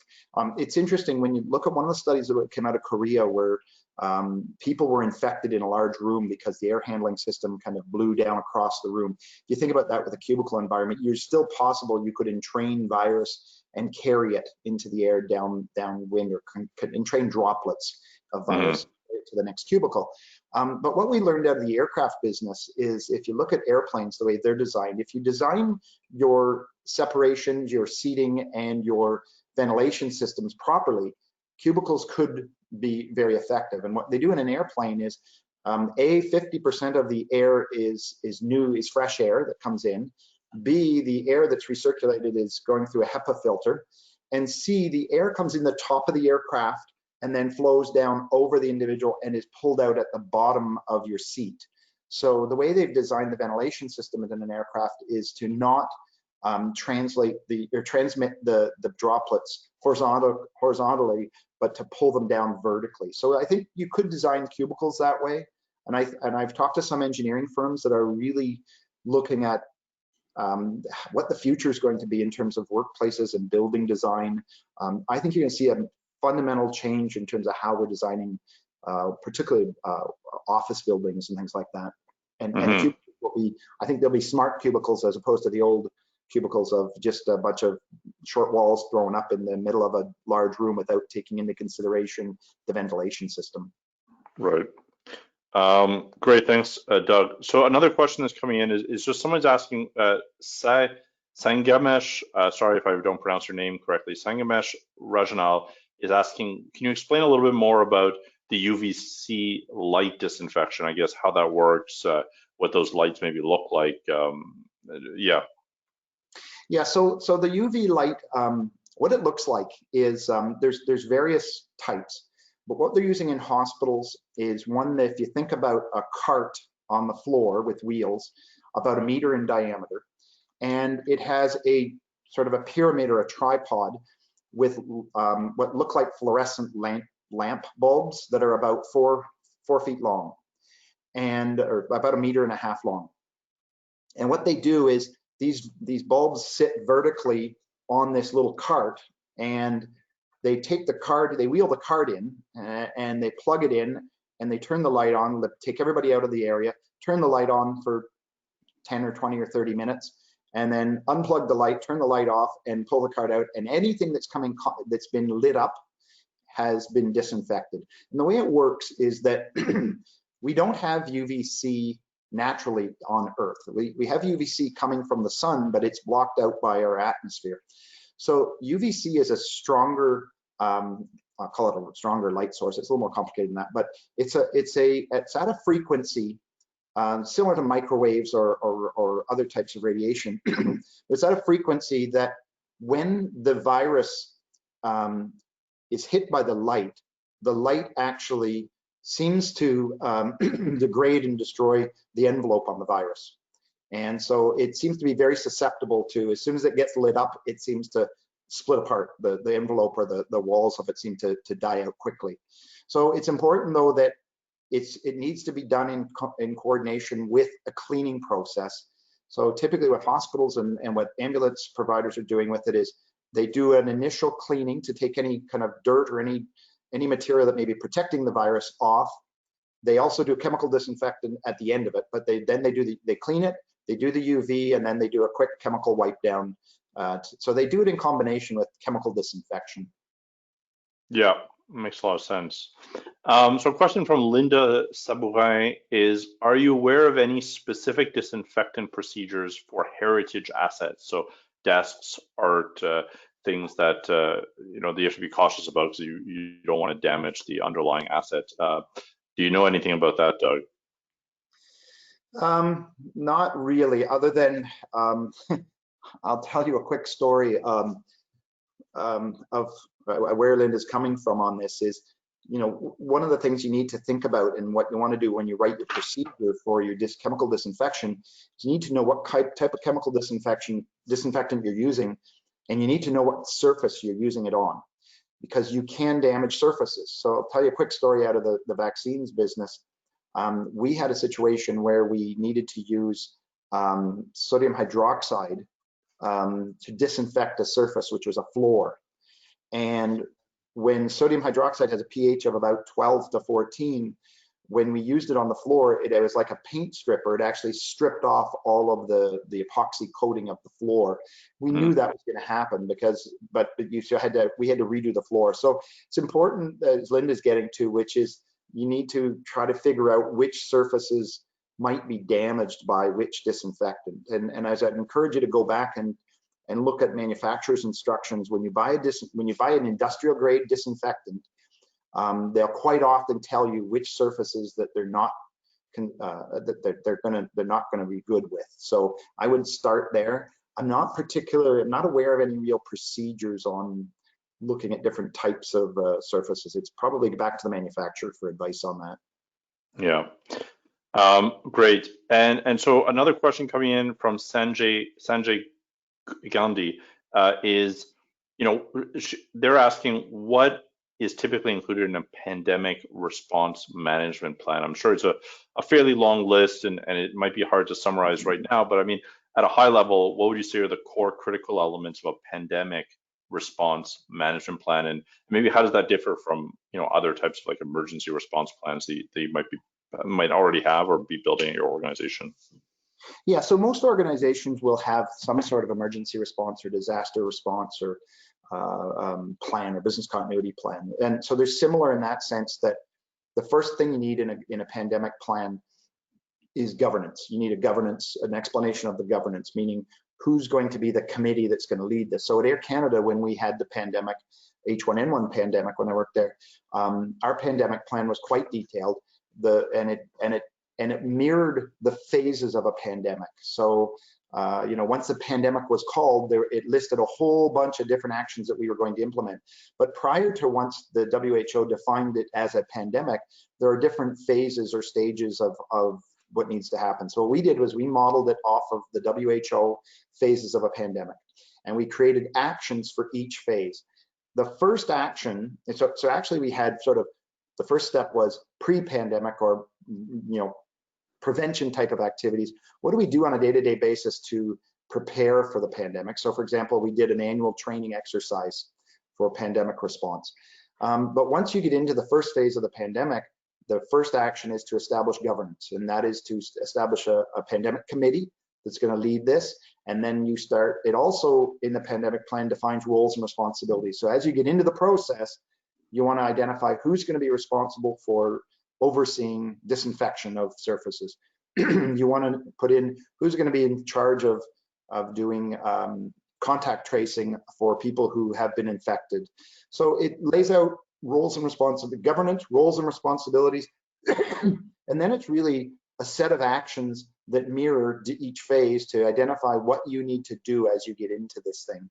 And it's simple. If you Google pandemic plan, there's several of them out there online. You'll see some, particularly some of the school boards and public organizations in the US have published theirs and put them online. I'd encourage you to look at those. Yeah, sounds good. I think Sanjay's also asking a little bit about this, the spreadsheet that you were showing, and I just want, for everybody that's still on the call, I wanted to make sure we're on the same page. I mean, Doug, that spreadsheet, I know you've put a tremendous amount of work into, and it's something that you poured not just time into, but all your years of experience. So I think to access that spreadsheet, that is more of a paid service that you would certainly have to contact Doug about. And Doug, correct me if I'm wrong, and that he would not just give you the spreadsheet, but also walk you through it and help you implement it in your organization. And Doug, please, correct me if I've misrepresented something here. There is the free questionnaire that we've put in the chat window, and that's available for everybody. But the complex spreadsheet that Doug's built out is part of a paid service that he offers. And let me just make sure that that's correct, Doug. Yeah, that's correct. And the other thing I would say on that is that, I've done this for years in biological risk assessment. And one of the things I've learned through this process is if it's not facilitated by someone who knows what they're doing, it never goes right. So I would be very hesitant to hand that off or even to sell it to somebody, because it's really, the spreadsheet is really a facilitated process, not unlike a HAZOP or any other failure modes and effects analysis. It really needs to be facilitated. There's training that we do up front to prepare people to do that. There's a lot of, it's a virtual risk assessment that's done online with the spreadsheet, but it includes training and facilitation.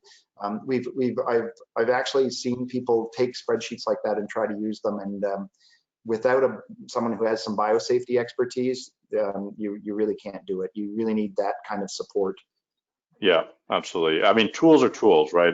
It's like you can give somebody all the paintbrush and paint, but that doesn't mean that they'll make a beautiful painting. So the tools are there, but you need that training. You need the experts to be with you along for the journey. So a couple other questions. Bianca is asking, how effective is ultraviolet light, and is there specific ultraviolet light that must be used to disinfect? My understanding is that it really has to be that UVC, so ultraviolet, but UVC light that is the effective disinfectant. So I just want to kind of make sure that that's a correct statement, Doug. Is it really specifically UVC? It's not all UV light that's going to break the envelope, destroy the envelope around the virus. Is that correct?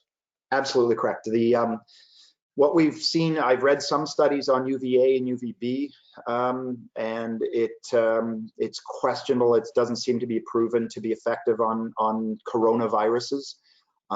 There's a little bit of research that's been done on this specific coronavirus, and it seems to support the research that's been done on other coronaviruses that UVC at a certain level will kill the virus. But it's a bit complicated. As I said in the beginning, one of the things we know from biological safety and biocontainment and disinfection is that viruses will hide under dirt on surfaces. So you need to clean that dirt off before you disinfect it with UVC light. But the good news is, and this is relatively new technology, but the good news is the research seems to suggest that UVC at a certain, at the right frequency and the right level and the right contact time, the right temperature, again, there's a lot of variables, can be very effective. There's a couple of companies out there that are selling these units, but I also caution you to beware because there's some companies out there selling units that are probably not effective. So it's when you want to do your homework on and make sure you've got a validated, in the pharmaceutical industry, we make sure we do validated processes. And there's one hospital in, actually University of Nebraska. If you Google University of Nebraska UVC light disinfection, they were experimenting heavily with it with Ebola. And they've got some good research at the University of Nebraska that will kind of inform you on what you need to do. And again, I'll stress, similar to chemical disinfection, when you look at, in the biosafety world, when we look at decontamination is three things. It's cleaning, which means you have to clean off the dirt. It's disinfection, which means you're going to try to kill the organism. And it's sanitizing or sanitation, or sanitizing is even a level above. This is where we typically would use even a different type of technology. So it's a bit of a complicated one, but one of the things we know is that it's important that you validate these systems. You need to be able to have research to prove that it actually works on the type of agent you're dealing with, the surface you're dealing with, the temperature in the room, and what other environmental factors exist. Yep. There's no, there's no magical solution to this coronavirus, or in general, it's a combination of things. If there was a magical solution that just killed it everywhere easily, I'm sure we would be deploying it already. And I think, one thing that I read right at the beginning of the coronavirus outbreak was that all these, whether it's the confinement that happened or all around the world, a lot of these tools that we were putting in place, governments were putting in place, were designed to buy us time, right? They're not necessarily long-term solutions. The economy does need to get back up and running, but a lot of what we've done, both at a social society level, as well as potentially in an organization or at home, is to just buy us time to find solutions, to do the science, to understand exactly what works and what doesn't. And so that's really, the objective, and that's one of the I think one of the important messages to send to organizations and to the leadership of organizations is that some of these measures are temporary, but we need that time to figure out longer term solutions.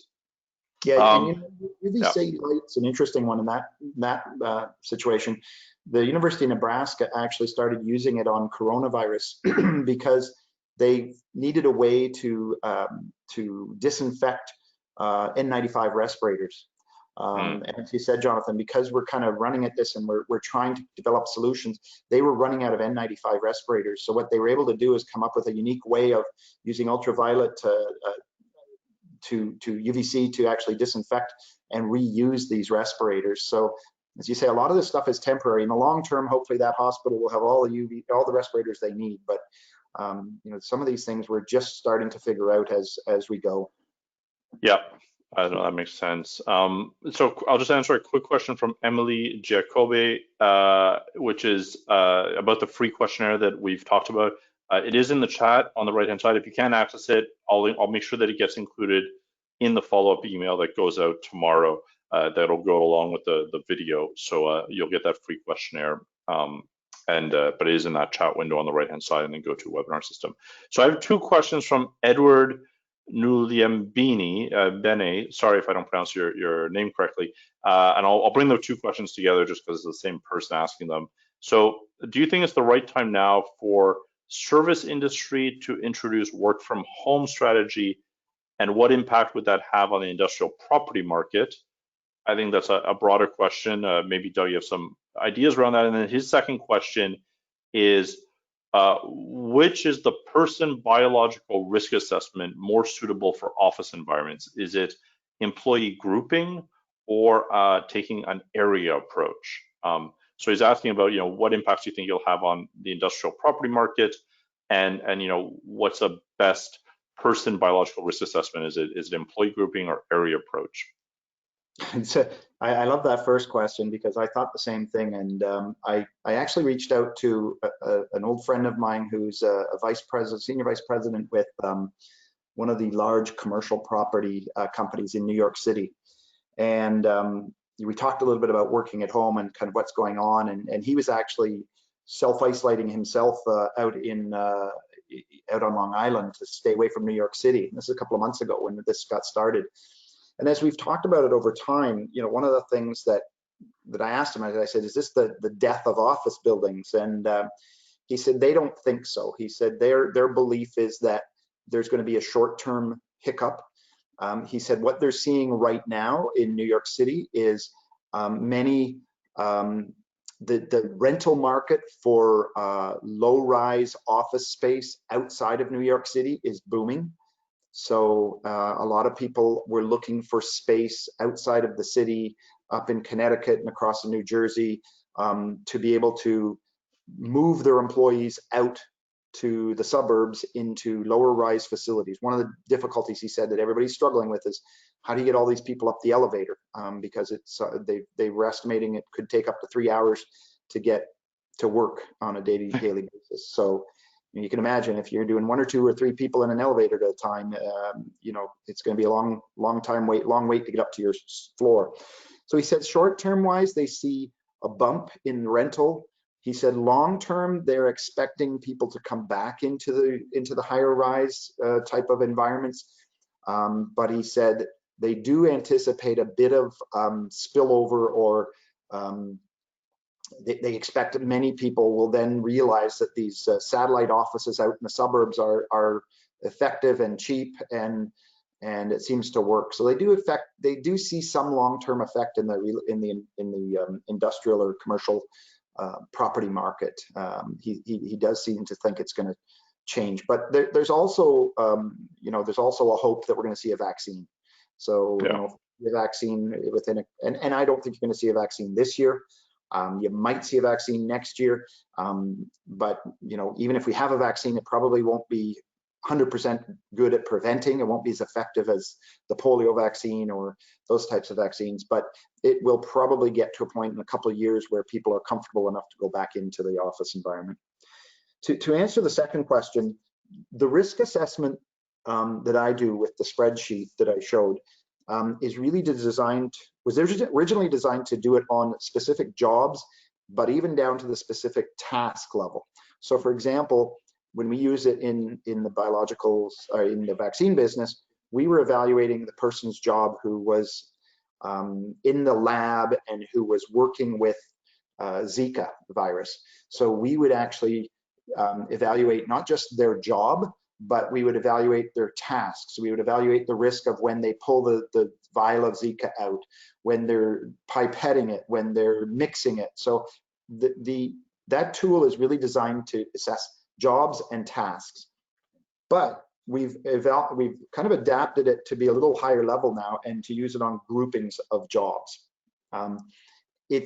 What I find is when you go through that process, you start to look at the physical locations, but you got to remember the risk bearer is really the person. So you got to look at the job. You can't really look at the physical area. The physical area is kind of You can do that, but then you need to go to the next level to look at the actual activity, the work activity that's being done in that area. So when you look at a grouping of jobs, you could say, okay, all those people in the call center who are in cubicles taking calls, we're going to group all those jobs that together as one job, and we're going to risk assess that job. Yeah. Yeah, I think, devil's in the details, and like you said, at the end of the day, it's the people that are the carriers and the people that are at the risk. So you got to get down into individual tasks, ideally, but at the very minimum, yeah, employee grouping. So, question from well, let me ask one question here from Betty, who is still on the call. They're saying UVGI, which I don't personally know what UVGI is dangerous for human. It can irritate skin and eyes. Is that safe to use in the public space? So I don't know if UVGI is something, is that or perhaps he meant UVC.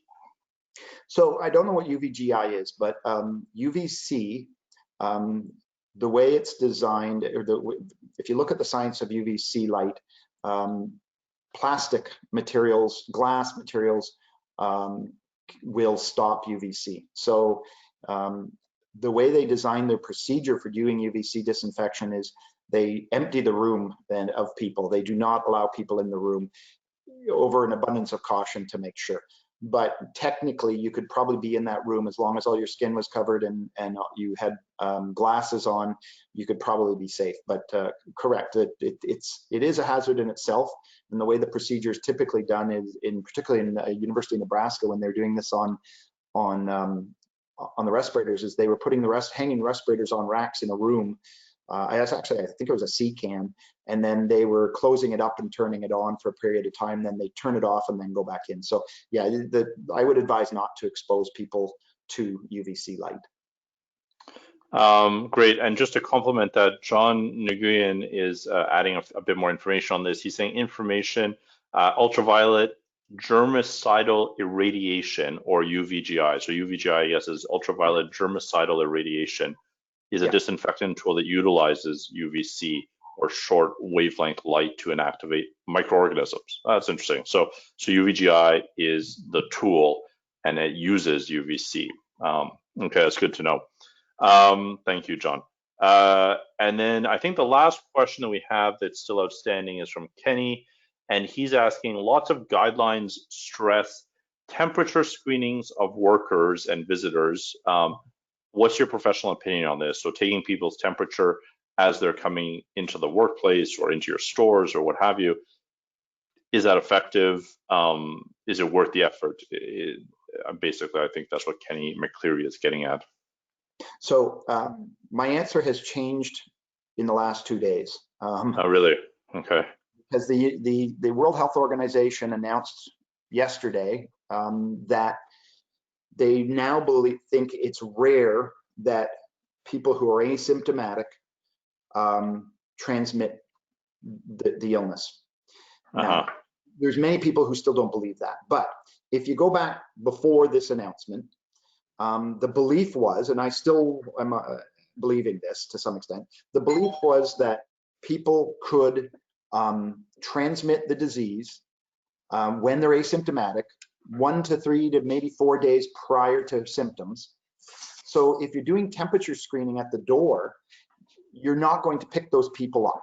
You're going to take their temperature. They're not going to be symptomatic. They're not going to have any temperature or any fever. So they're going to walk in and they may be spreading. Now, with the changes that have happened the other day, if you believe that, then maybe temperature screening is effective. But either way, I'm encouraging companies to do 2 things.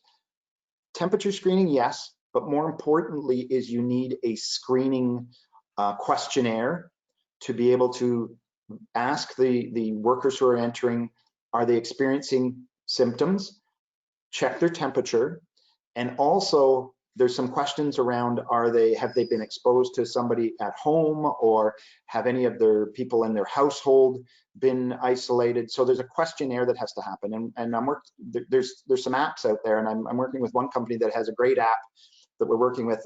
They're using it in a hospital now, and what the app does is it does the questionnaire online. It's a quick questionnaire, and then you get a green or a red dot on it. So when the worker shows up at work, they show the green dot on their phone and they're good to enter. And then they have a whole back end to be able to monitor and manage that. And it's really helpful for managing absenteeism and who's in, who's out, and where we are with that. The more important thing to me than temperature screening is that questionnaire. You need to ask more than just what's your temperature. There are other types of there's other symptoms that you want to know about. Have you had cough? Have you had chills? Are you living in a household with someone who has tested positive? Those are very important questions, and probably more important than even taking a temperature. So that's what I'm encouraging. Yeah, no, that makes a lot of sense. That's a really interesting kind of and very significant change if people who are asymptomatic, if they can no longer transmit the disease, then that radically changes a lot of things in terms of our perception of risk. Great. Well, I think that's all the questions that we had. Lots of great questions. Thank you so much, everybody, for contributing there. If for some reason we missed a question, please just don't hesitate to email either myself at Mnemonic or Doug, and we'll get back to you. We will be sharing the video. The slides are already online, but we'll make sure that goes out together, and we'll include that free self-assessment tool that Doug has built, and that's quite helpful. And of course, if you want to go into more depth, if you want to go through the Excel file with Doug, you can certainly contact him, and he'll scope out your needs. So thanks so much, Doug. I think this is obviously an extremely important topic. A lot of fascinating information. At least I learned a lot, and I hope everybody else on the call learned as well. And please do complete that exit survey just so we can gather your feedback and make sure our next webinar is as good as this one, if not even better. So thanks, Doug. Any closing remarks or thoughts from you, Doug? Just want to say thank you. Thank you for the opportunity to present. I really appreciate that. And also thank you everyone for the questions. I'm thrilled we got through some of what I think are some of the best questions that you need to be thinking about. And clearly people online have done a lot of thinking on this, and they're deep in the details. So if you need help, feel free to reach out and email me, and be happy to help. Thanks again. Great. Thanks, everybody. Have a safe day, and thank you so much for joining us this morning.